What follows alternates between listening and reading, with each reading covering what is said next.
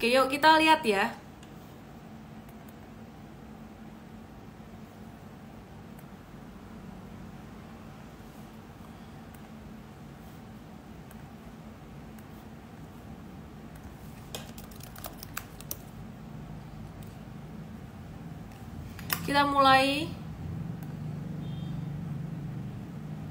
Kita mulai dari IHSG dulu.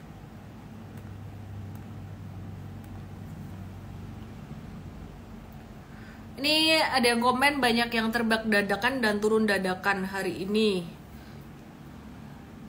4 Desember 2023.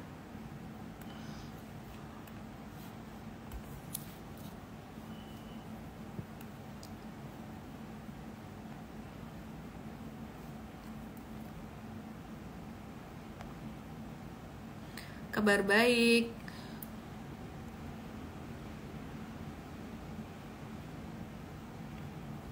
Oke. Aku mau kasih lihat IHSG naiknya tinggi banget, udah tinggi banget. Jadi kalau kalian nanya bakalan ada window dressing, enggak, window dressing sudah terjadi. Dari tanggal 2 November kemarin ya, terus dipercepat pada tanggal 14-15 November. Suku bunga ditahan, inflasi lebih bagus daripada ekspektasi di Amerika, dan di Indonesia pada tanggal 23 November ini suku bunga di Indonesia juga ditahan, alias nggak naik suku bunganya. Dan kalau aku perhatikan di sini IHSG udah mencapai perkiraan atau target aku di bulan November kemarin. Ini di bulan Desember awal dia udah tercapai. Ini kira-kira marketnya gimana? Marketnya bakalan sideways antara range 7.169 dan 7.040-an di sini. Jadi bakalan zigzag sideways di sini. Terus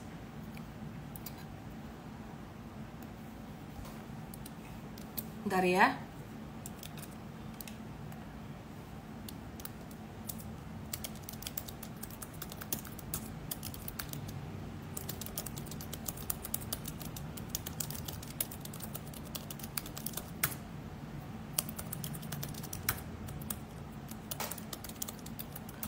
Oke, aku mau update beberapa saham yang lumayan hype. Ada AMMN, aku bahas langsung aja sekarang, karena pasti banyak yang nanyain. AMMN kira-kira gimana? Beli nggak? Wah, ini potensi buy on weakness loh AMMN. Ada yang berpendapat seperti itu, tapi I disagree. Bisa dibilang bahwa strategi trading kita dibilang konservatif ya boleh-boleh aja, cuman aku ngelihatnya di sini resiko jauh lebih tinggi daripada reward. Ini mantul 8%. Kalau buat scalping tadi harusnya udah keluar. Perhatikan di sini, ini volume buangannya besar banget. Dua candle ini volume buangannya gede. Hari ini mantul tuh kayak kecil banget, jadi arahnya bakalan bisa gini. Dia bisa naik sekali lagi dikit. Nah, lebih besar kemungkinan dia akan turun bisa sampai 5.200. Jadi aku ngelihat teknikalnya kayak gitu. Oke, terus kemudian aku mau ke BBRI. BBRI very beautiful pattern hari ini.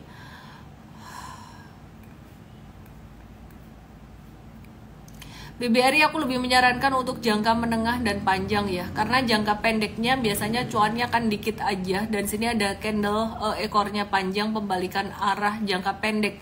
Kalau untuk swing tradingnya, jadi cuan untuk swing trading tuh BBRI itu dikit banget. Nah, biasanya kalau trading saham-saham big caps gini, ini dibanyakin porsinya. Jadi nggak cuma dikit-dikit doang, tapi dibanyakin porsinya gitu.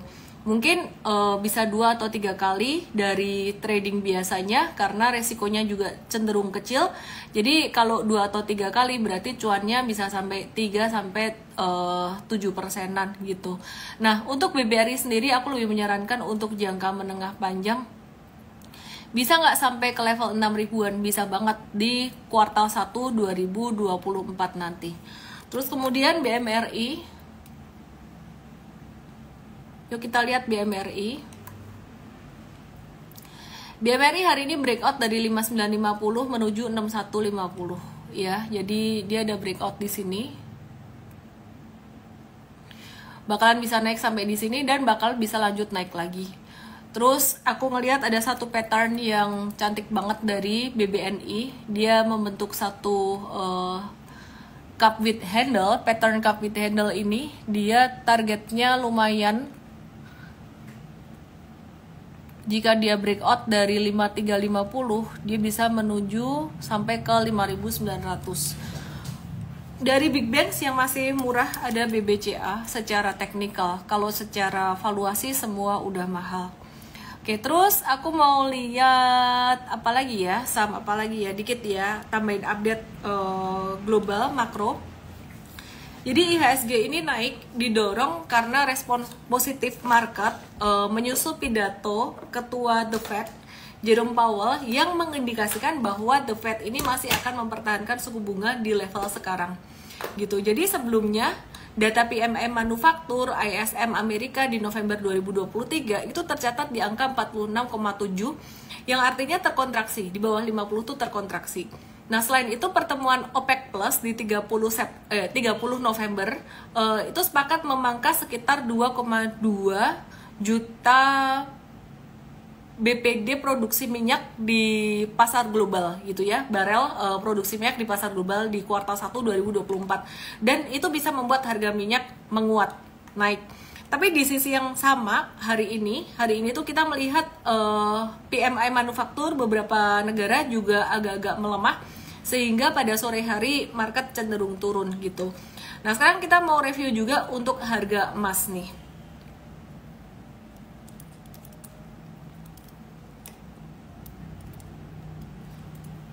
Kita mau ngelihat harga emas gimana. Harga emas saat ini mencapai level all time high-nya. Dan kalau kita perhatikan secara monthly chart, ini udah ngelewatin resisten demi resisten 2063 dan semua resisten ini udah dilewatin. Sekarang mencapai level all time high, sempat tertinggi tadi di angka 2068. Kira-kira trennya bagaimana? Angka 2068, 2066 sekitar area ini bukan merupakan area yang gampang dilewatin. Ini ada 1, 2, 3, 4, 5. Ada 5 kali ya. Ada 5 kali di sini dan hari ini mau dilewatin juga nggak mudah. Jika dia benar-benar bisa breakout dengan kuat dari area 2060 atau 2068 ini bakalan jadi kayak chartnya KB Pharma. Setelah sideways panjang bertahun-tahun breakout, maka breakoutnya akan menjadi sangat bagus sekali. Namun perlu diperhatikan di sini, jikapun emasnya breakout, Anda kalau beli emas batangan itu di Indonesia mesti harus dikaliin dengan kurs US dollar, di mana US dollarnya trennya agak-agak turun. Jadi sebenarnya harga di rupiah, emas secara rupiah itu normalize. Nah, pertanyaannya, untuk harga emas secara dolar sendiri, apakah akan cenderung terus naik? Lebih banyak breakoutnya atau lebih banyak nggak breakoutnya? Yuk kita lihat di sini yuk. Ini diuji sekali, 2 kali, 3 kali, 4 kali, dan 5 kali.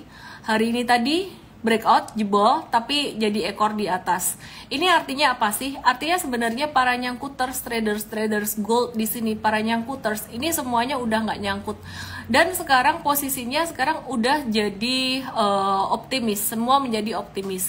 Nah, apa yang bakalan terjadi di sini? Di sini posisinya berarti antara semua untung atau kalau yang udah jualan ini restart lagi dari nol lagi gitu ya. Restart dari nol artinya tidak ada yang rugi. Kalaupun sejelek-jeleknya portfolio yang megang gold ini portfolionya jadi nol. Nol itu artinya nggak untung nggak rugi. Itu posisi yang semuanya optimis. Oke, aku mau gambar path-nya gold ini kira-kira gimana. Dia bisa turun dikit, kalaupun turun dia sampai level 1900-an, terus dia bakalan sideways. Di bulan Desember ini goldnya bisa sideways antara range 1933 sampai dengan 2068 di sini. Ya, jadi dia gagal breakout, dia bakalan sideways di dalam range ini. Gitu. Jadi kalau trading goldnya by future trading, pakai trading yang digital online, itu Cuman perlu memperhatikan harga emas ini aja yang secara US dollar. Tapi kalau kamu mau beli emasnya secara batangan, kamu mesti batangan atau secara fisik dalam bentuk rupiah, kamu mesti memperhatikan ini nilai tukar US dollar terhadap rupiah di sini. Dan aku akan mulai bahas-bahas tentang kripto karena ya mulai banyak yang nanya tentang kripto ya. Jadi aku perhatikan di sini ini US dollarnya trennya udah mulai agak-agak turun. Di sini bakalan normalize, dia bakalan zigzag dari 15.340 sampai 15.600. Bisa di sini. Zigzag twing twing kayak gini di sini ya. Oke, jadi ini USD-nya bakalan di sini. Jadi dia juga nggak akan sampai turun sampai dalam-dalam banget. Nah, aku akan update terus tentang USD di sini. Oke, sekarang sedikit nggak usah lah kripto katanya. Aku mau update dikit tentang kripto. Perhatikan di sini, ini udah mulai banyak yang hype. Kenapa? Bilang, woi kriptonya bullish loh, bakalan sampai level berapalah. You mention it, you name it. Cuman mesti realistisnya gimana? Lihat chart ya. Jadi segala instrumen saham kripto itu kalau The Fed nggak naikin suku bunga lagi bakalan naik. Ini ketika The Fed mulai naikin suku bunga, ini kriptonya langsung turun. Ini The Fed waktu itu kasih stimulus ya, Amerika pemerintahnya juga kasih stimulus fiskal dan moneter, suku bunganya 0 waktu itu dan kasih stimulusnya banyak. Jadi ini naik, duitnya banyak beredar di masyarakat. Nah ini pas The Fed lagi naikin suku bunga, turun deh. Terus The Fed udah mulai nggak naikin suku bunga, perhatikan kemarin di November ini juga dia juga naik di sini. Ya, jadi udah mulai bertahap naik. Nah, pertanyaannya apakah masih bisa naik terus? Ini grafik bulanan atau monthly chart. Being more realistic here, hati-hati di area sekitaran 45.400-an. 45.800 sekitaran 45 ribuan. Ini ada resisten yang cukup kuat di sini, banyak nyangkuters. Jadi buat kalian yang udah mulai euforia kripto, hati-hati di area-area tersebut gitu ya. Karena ini udah naiknya quite a while. Nah, jadi teman-teman sebenarnya kripto dan saham Indonesia juga cukup banyak kesamaannya gitu. Oke, sekarang aku mau update harga emas naik, terus saham emas gimana?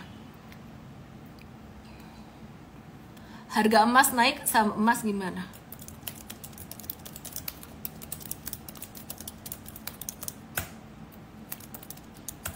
Ya, kita mau review yang pertama ada MDKA. Jadi harga emas naik, saham emas itu tidak melulu langsung naik. Perhatikan tadi harga emasnya naik, ini tren MDKA-nya malah agak-agak turun. Gitu. Kenapa? Karena kalau saham kita sebenarnya lebih melihat dari laporan keuangan dia, resultnya gimana gitu. Selain pastinya dari harga komoditasnya juga ya. Ini kan dia mencerminkan keseluruhan bisnis, bukan cuma harga komoditi doang. Nah, MDKA ini dalam jangka pendek dia bisa naik sampai level 2.900 sampai 3.000-an, abis itu ada potensi dia akan terkoreksi lagi. Terus kemudian selain MDKA, kita mau review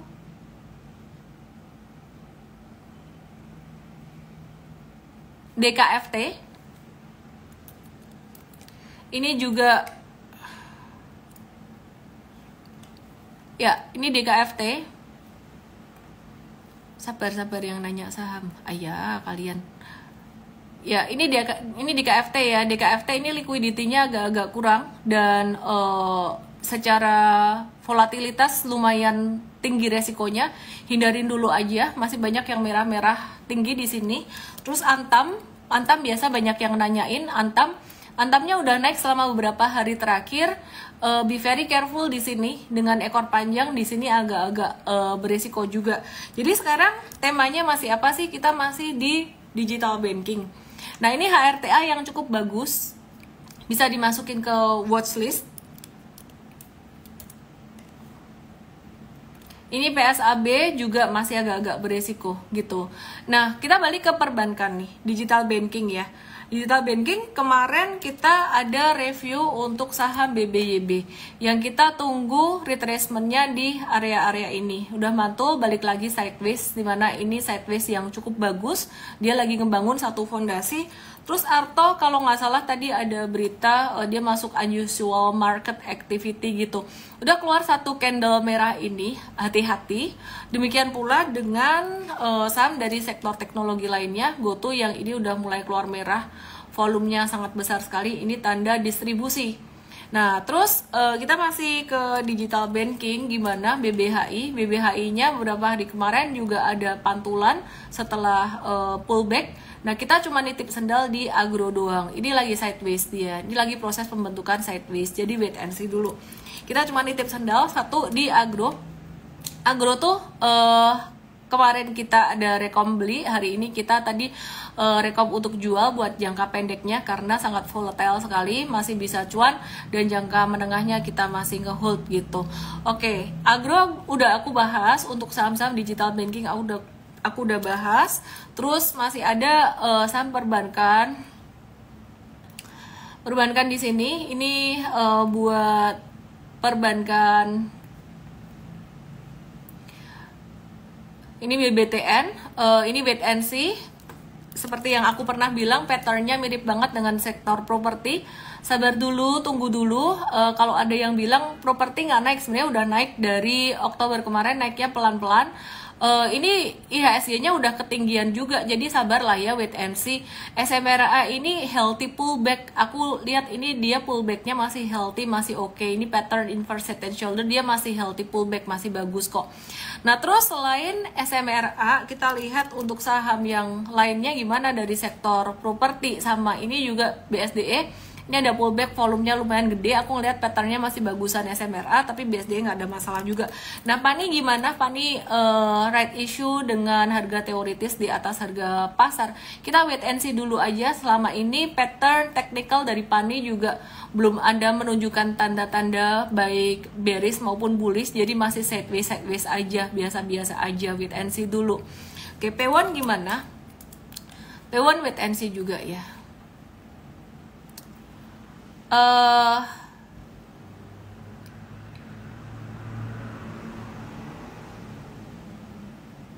Aku mau update satu saham yang belakangan ini juga rame dibahas, ditanyain, yaitu NCKL. Sekarang dia masih sideways, masih dalam masa tunggu. Dia laba bersihnya naik 24% secara tahunan, jadi 4,5 triliun, dan pendapatannya dia naik 135%. Jadi pendapatan naik 135% jadi 17,3 triliun, tapi laba bersihnya naik cuma 24% aja gitu. Jadi peningkatan operasional cukup bagus, tapi beban pokok penjualan atau COGS perusahaan ini juga naik tinggi banget, sekitaran 210,3% secara tahunan. Nah, jadi NCKL sendiri income-nya naik tinggi, COGS naik tinggi, terus marginnya naik sekitaran 2 digit aja. Masih cukup oke, masih cukup sehat. Wait and see buat NCKL-nya. Antam aku udah bahas ya. Terus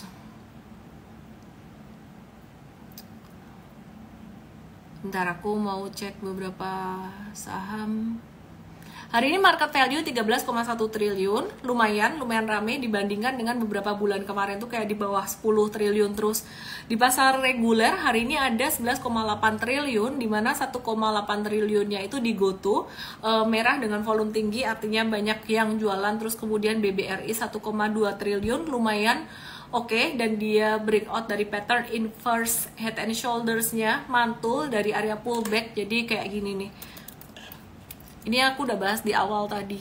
Ini patternnya beautiful banget. Aku saranin kalian bukan trading jangka pendek aja ya. Jadi di M-Trade ada untuk jangka menengah juga. Dan aku saranin kalau kalian trading jangka pendek di saham big banks, itu porsinya boleh 2 atau 3 kali. Karena kalau keluar candle kayak gini, ini profit takingnya cuma 1-4%an doang, kecil banget kan. Gitu. Jadi secara nominal bisa dibanyakin. Karena resikonya dia juga sangat rendah sekali. Ya, jadi beautiful. BBRI, BBNI juga cakep patternnya. Ada yang menarik hari ini dari saham Sido yang akhirnya breakout. Kita tadi sempat menunggu konfirmasi untuk saham Sidonya buat jangka menengah. Jadi kita menunggu konfirmasinya tadi di saham Sido di sini. breakoutnya lumayan dengan volume transaksi cukup besar. Jadi kalau kalian misalkan telat belum dapat pun ya nggak masalah, besok kayaknya masih bisa dapat di area-area mungkin 530-an gitu ya. Jadi hold aja untuk sidonya. Terus GJTL gimana nih? Katanya Om Lo beli GJTL lagi. GJTL hari ini breakout dengan volume transaksi yang sangat besar juga, tapi mesti dilihat di sini. Ini transaksinya kecil-kecil, terus ada lonjakan di sini. Kalau mau beli di sini sebaiknya jangan banyak-banyak karena resiko dari lonjakan likuiditasnya, likuiditas bisa naik kencang. Kalau dia yang beli ini investor, dia bakalan diam, maka likuiditasnya bisa kering lagi. Akra dan Medco gimana? Breakdown tadi Medco-nya.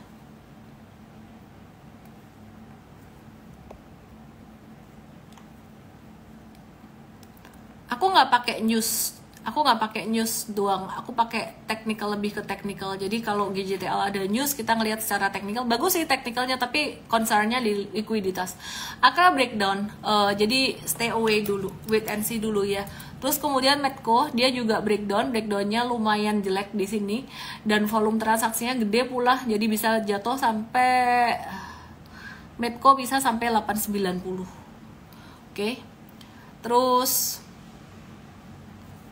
GJTL target berapa? Resisten kali ya. Kalau udah kayak gini sih target bisa sampai ke 1350.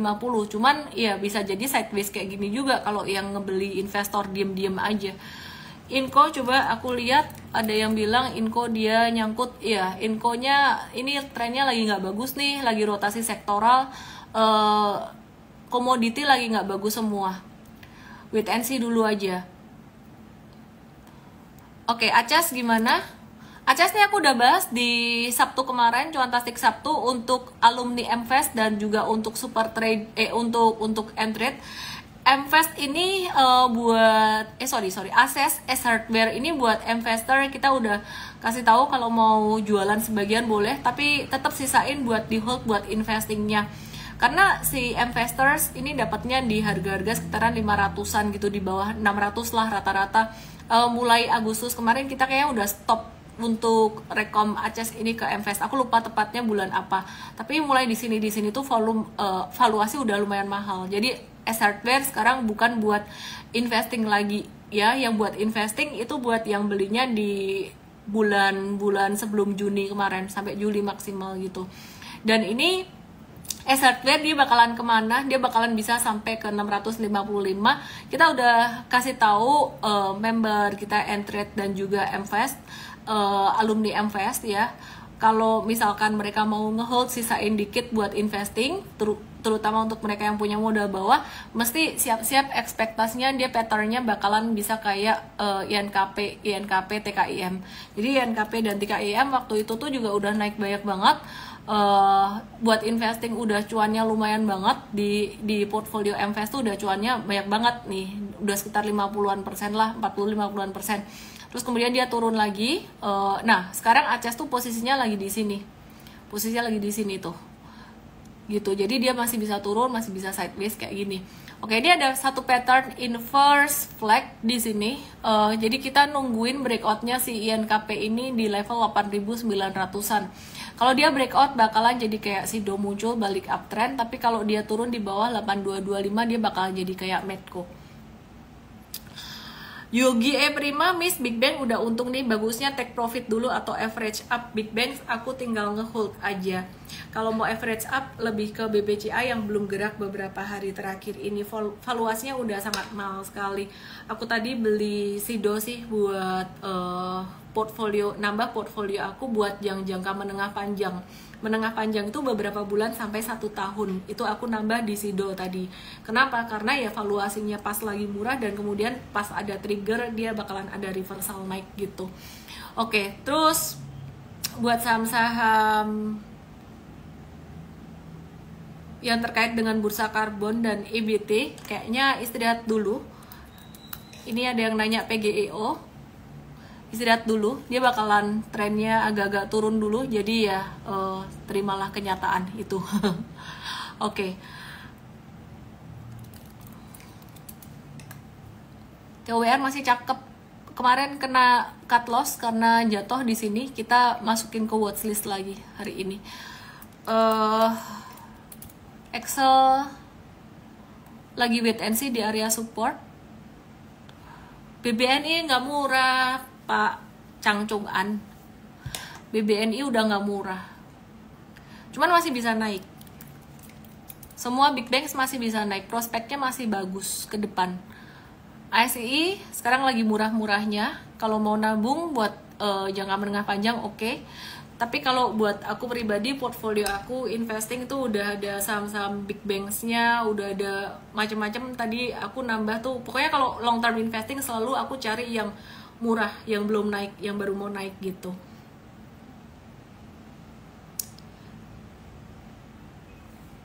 Bumi lagi nggak bagus trennya, avoid dulu, wait and see dulu lah. BRMS lumayan aktif, tapi secara likuiditasnya, secara volatility dia agak-agak beresiko. Jadi ini bukan buat pemula, ini buat trading jangka pendek. Mungkin bisa sampai sekitaran 220, tapi udah agak-agak ketinggian. BNGA cocok nggak untuk long term? Perusahaannya cocok, tapi valuasinya udah ketinggian. Aku juga lagi nungguin BNGA. BNGA aku ada ngehold buat investing juga. BNGA ini kita lagi watch juga nih. Dia breakout dari 1725, terus breakout dari 1755, sama breakout dari 1790.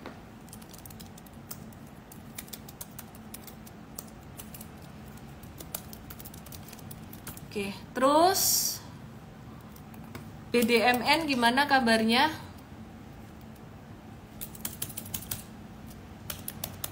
Galak banget ya mencet ininya, keyboardnya. Oke. BDMN, aku bersihin gambarnya, aku ulang.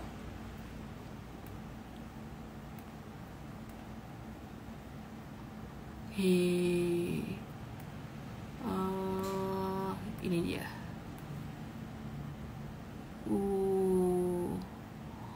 Downtrend sudah berakhir.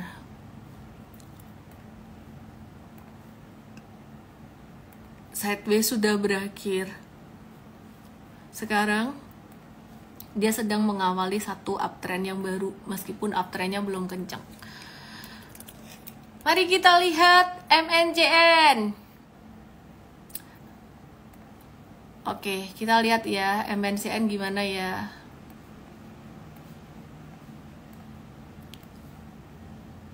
Ini tren turun yang gede dia. Ini tren turun yang kecil. Ini sideways kecilnya. Dan hari ini dia breakout dari sideways kecilnya, bisa menuju ke sekitaran 440, 450 sideways. Dan kita lihat lagi kalau dia breakout dari garis merah ini, aku ganti warnanya biar nggak semuanya merah. Kalau dia bisa breakout dari, ganti deh warnanya, si warna pink. Kalau dia breakout dari garis pink yang tebel ini baru dia keluar dari downtrendnya, baru sideways besar. Ini sideways kecil. Jadi ini dia baru breakout kecil sebenarnya, tapi udah bisa teman-teman watch di situ.